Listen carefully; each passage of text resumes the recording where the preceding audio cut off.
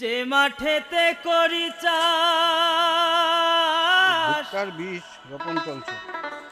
ভুট্টার ঘাস বীজ থাকে রায়গঞ্জ থেকে তার আনছি। 12 এই মাস। বীরভূমের উষ্ণ আবহাওয়ায় আমার সাধের ভুট্টা লাঙল হইল আরো ঘন দিতে পারে। ভোতা, দুঃখ গেল না গুরু, কেমনে মাটি ভিজা আছে, ফলায় বৃষ্টি হলো। ফসল উপায় বলো না।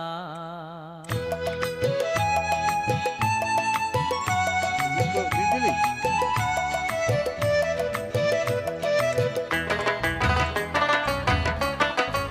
এখন বীজ দিয়ে আমি ভিডিও করছি। আমি যে মাঠেতে করি চাষ ঘাস থাকে তার 12 মাস।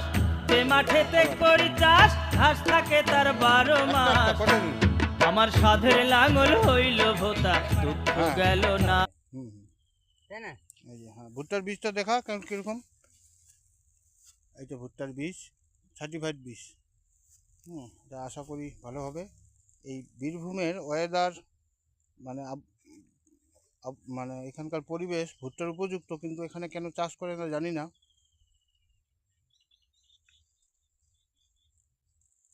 আমি একবার করেছিলাম, কিন্তু ভালো রেজাল্ট ভালো হয়েছিল।